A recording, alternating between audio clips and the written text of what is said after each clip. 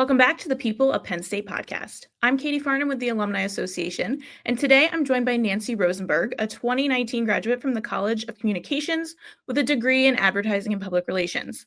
Nancy is currently the Senior Director of Marketing and Creative Services at CrowdSurf, a marketing and music management firm. Nancy, welcome to the podcast. Thank you so much for having me. We're excited for this conversation today. So let's start with your Penn State experience. Why did you choose to come to Penn State? It was very simple for me. My mom went to Penn State. I grew up a Penn State fan. I remember when I was turning 11 or 12, all I wanted to do was go to a Penn State football game for my birthday. And my mom didn't realize before, I came to school in 2015 that you had to book a hotel a year in advance. But my parents made magic and made it work anyway. And we got to see them get crushed by Alabama, but it was really awesome. And ever since then, it was confirmed for me that I needed to go to Penn State. So once you were here, tell us a little bit about your experiences as a student. So I actually started during summer session, which was really awesome. I feel like it gave me a great leg up on the area, and being a student at school, I feel like it's a harder transition than people, realize, stopping high school and going to college. So I think it really helped me. And then starting in freshman year, I lived in East, and I fell in love with the magic of Penn State right away. I feel like I tried to get myself involved in as many things as I could to make sure that I wanted to go into the ad PR kind of field. I always knew I wanted to work in music or sports, but I feel like really quickly I realized it was the right place to go on the right career path for me.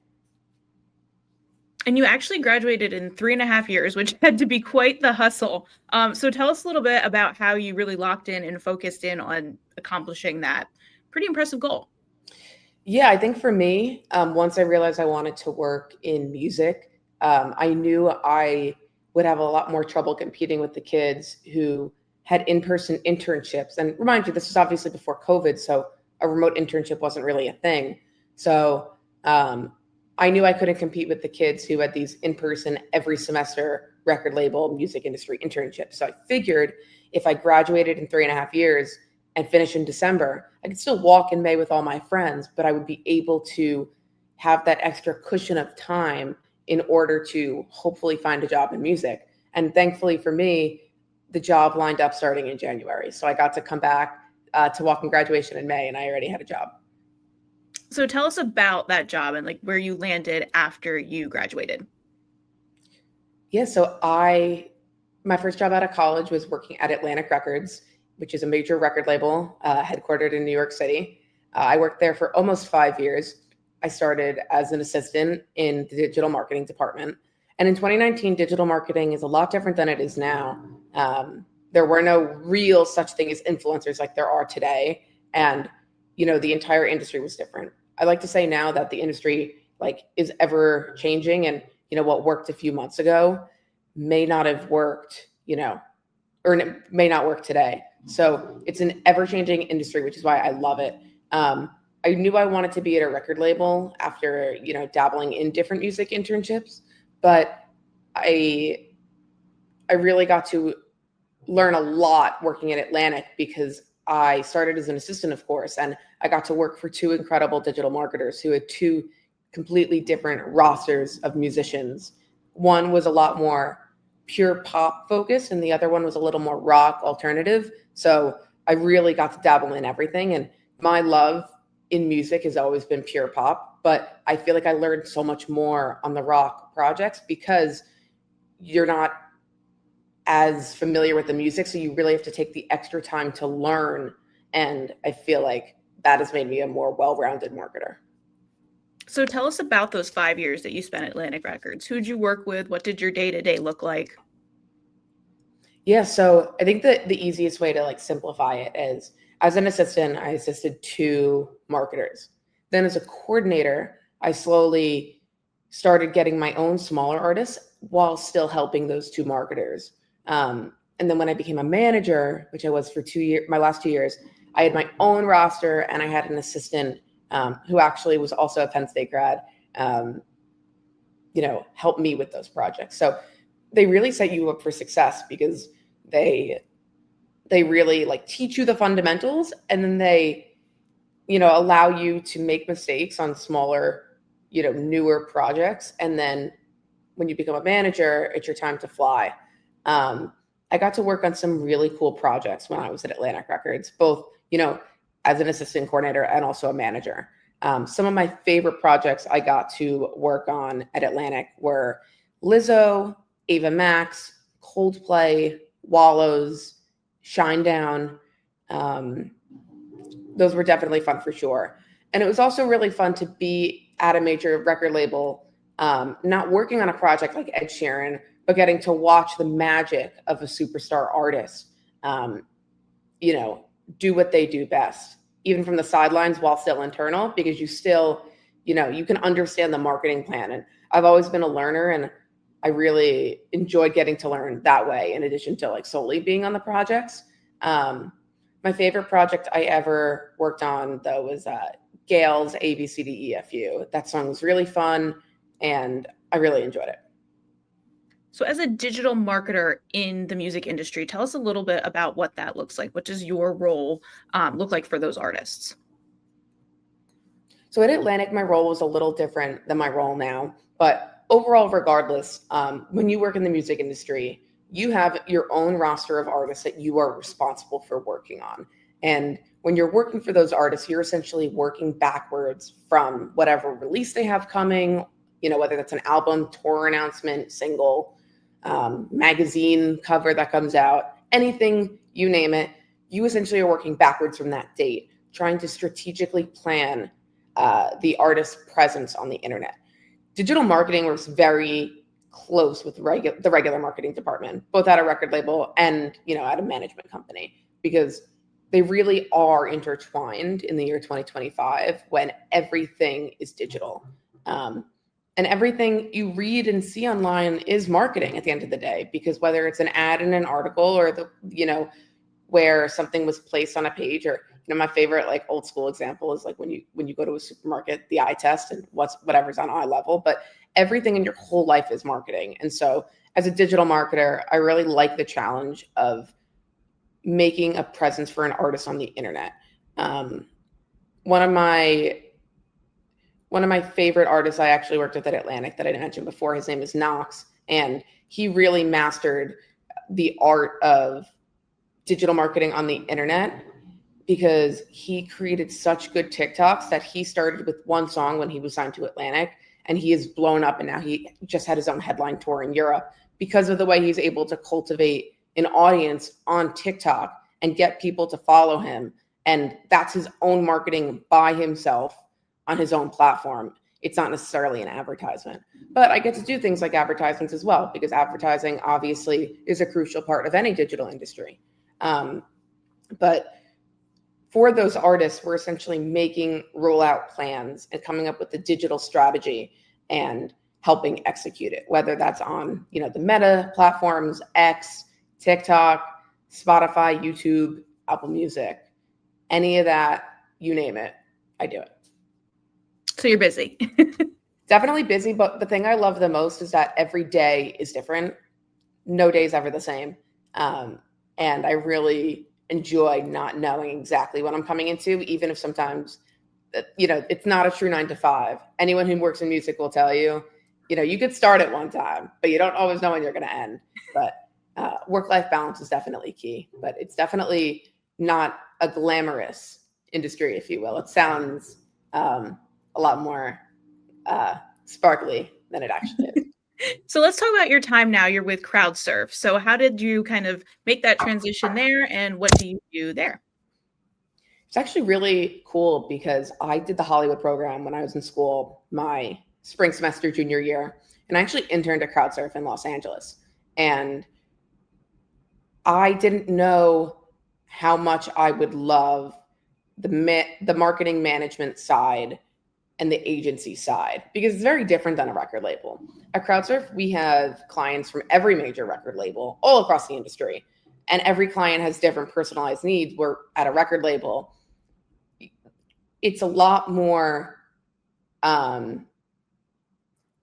wouldn't say predictable is the right word, but it's a lot more, you have a better, clear picture of what you're doing, versus not every client at CrowdSurf does advertising. Not every client at CrowdSurf you need to make assets for. Not every client at CrowdSurf you need to edit TikToks for. Or you could do all of that for an artist. So it really is dependent because, every artist is their own individual contract and plan at an agency. So when I entered into CrowdSurf in LA, I really fell in love with the company. And CrowdSurf is two woman co-founders who I really believe in their mission and how they really care about their employees and their artists. They found the company in 2007, which a social media agency being, created in 2007 when MySpace was the main form of social media. It just shows you that they're experts and they know what they're doing. So, when I got this internship in LA, leaving State College and going across the country for 6 months, I really felt immediately that I was learning something. And I always stayed connected with them because I really just liked them as people. They didn't have a New York office at the time. They had 2 offices in LA and 1 in Nashville. And now CrowdSurf is a fully remote company. But, I was never going to move to LA. I always wanted to live in New York. My family's here. I feel like you're either a New Yorker or you like LA. And I am definitely a New Yorker. So New York was always the option for me. But, you never know where life is going to take you. And I always stayed close with my internship boss and some other people I had met and the 2 CEOs. And about 2 years ago, I came back and I am here now and I absolutely love it. I do a lot of different things during the day. I like to joke that I wear a lot of different hats because I, of course, manage my own roster of artists, but I also get to work on business development and helping new clients come in and, creating pitch decks for them. And I also get to help on creative services, meaning every digital asset that gets produced that runs through my team. So I really enjoy that I get to wear those different hats. And, my favorite thing of my job always has been getting to see the fan reaction and knowing that I made a difference to someone. For an artist, we put on an event a few weeks ago in a different country, and the artist doesn't go there a lot. And, the amount of messages that we received, made working the crazy hours that weekend worth it. Must be really rewarding to kind of get that, when it is crazy and you're kind of going, and all of a sudden you're like, oh, wait, this is totally worth our time that we were putting into it. Exactly. So tell us a little bit about the artists that you're working with now, if you can. I could talk about some of them. Obviously, not everyone publicly shares that, they hire an agency like us, and that's totally okay. My favorite artist that I'm working with now is Camila Cabello. I grew up as a really big fan of hers, and being a fan of her is actually part of the reason why CrowdSurf found me to help intern for them in the first place in 2018. My first week in LA for my Hollywood semester, it was the first week of her album release, and I was on the ground doing grassroots marketing, helping fans from around the world do these things called buyouts, where you mass buy CDs, and we donated them to a children's hospital to help encourage album sales and to make try to make people smile. And that caught the attention of her record label. And long story short, that dominoed into the effect of her record label connecting me with her digital team. And all these years later, I get to work on the project. And it's definitely very rewarding to be able to work on a passion project of yours. Another project that I've enjoyed working on, I worked with at Atlantic and at CrowdSurf. Her name's Katie Turner. She was on American Idol. She is awesome. She's a singer-songwriter. And I love getting to follow the journey of someone who's really passionate in their niche of what they do. And she's just such a kind person. And I love, watching people win who, are really just so genuine. So those are some of my favorites, but we have a lot of people in all corners of the industry, from pop to legacy to rock to anywhere in between. And they're pretty full circle moments, from, being a fan to becoming part of their team is probably really pinch me experience for you. Well, that's why I did this in the first place. I really was a super fan. I grew up, 20 minutes outside of New York City. And when my favorite artist came to town, like Camila Cabello or Demi Lovato or the Jonas Brothers or Taylor Swift. Those were like the people I grew up being a super fan of. It was really rewarding to like be able to start to create those moments and those core memories for other people. Full circle moment. We love to hear those. So what are some of the things that you took from Penn State that you are able to apply in your everyday life and career now? I think one of the biggest things I learned at Penn State is how to communicate with people and how to communicate with people you don't know. I feel like when you are in high school and middle school and your whole life, you have been around the same people for 18 years. You know how to talk to them, second nature, know how to communicate. But when you go to college, you are essentially starting over with friends and people, and everything is new. And I really learned how to communicate because in college, right, Penn State has 200 majors and a gazillion minors, and everyone is in their own different lanes focusing on, other things. And, I had to carve a path for myself and figure out what that looked like with academics, with clubs, with friends, anything. So I feel like the number one thing I took from Penn State is communication. I also feel very fortunate that I was part of one of the first graduating classes, and Katie, I know you were too, of the DMTA minor.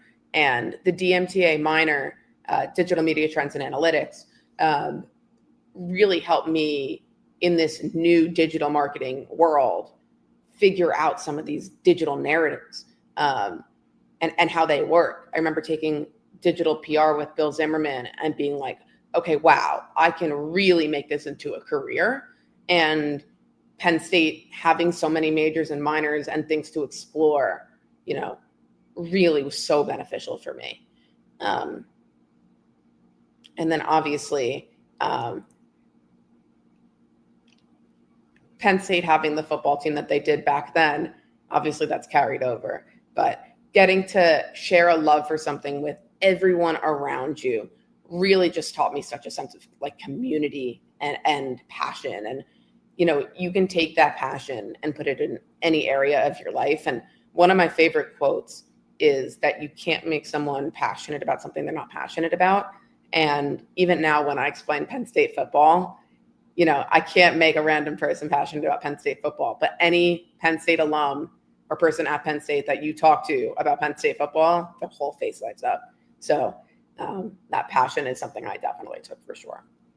It's funny because that DMTA minor has come so far since we were in school that sometimes I'm like, wow, you guys are learning so much more. It was just such a new thing when we were taking those classes, and now it's so advanced. So it's definitely a cool thing to be a part of that, kind of inaugural class and seeing how it evolves.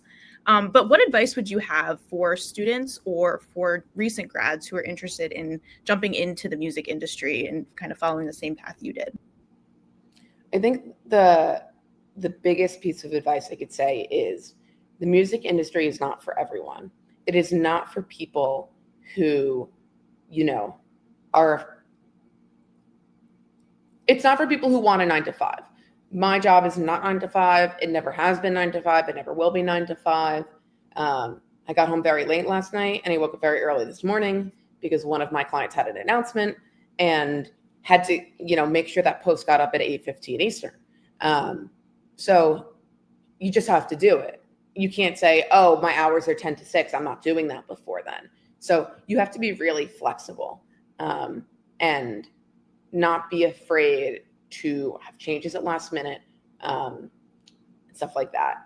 I would also say you don't need to necessarily be a super fan to work in music, but it's very helpful knowing about music separately from, being a super fan.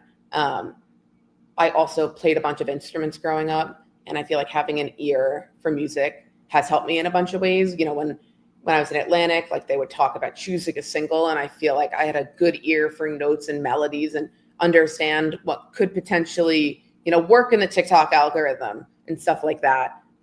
So having a music ear is definitely helpful. But the bottom line is you have to be a person who is ready to grind and not be afraid of, someone shooting you down and the willingness to keep going.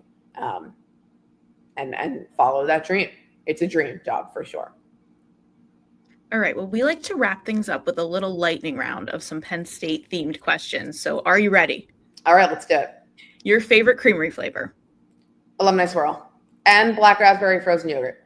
Ooh, love that. Mm-hmm. Your favorite spot on campus?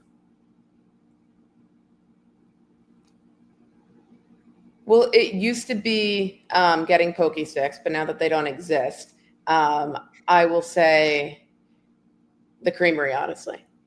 Good choice. Your favorite class and or professor while you were a student? Tara Wyckoff is my favorite professor I have ever had. She taught me so much about real world communications. She taught both of my capstone public relations classes. And we've stayed in contact for 6 or 7 years after school. And every time I go back up to Penn State, I see her and I stay with her. And it makes me really happy to have that relationship with her. She is incredibly intelligent and awesome. Your favorite local restaurant when you're back in town? The Field. And your most treasured piece of Penn State swag? So my mom, like I said, went to Penn State. We also were in the same sorority at Penn State. And I have one of her sweatshirts that says the sorority logo and Penn State on it. And it's one of those awesome sweatshirts from the 90s that like are oversized and it's like a different fabric than they are now. And it's awesome. That would be worth a lot of money these days. Exactly. Well, Nancy, thank you so much for joining us today and sharing a little bit more about your career. This was a really fun conversation. Yeah, thank you for having me. This was awesome. Thank you to Nancy for joining us today, and to all of our listeners, don't forget to rate, review, and subscribe so you never miss an episode.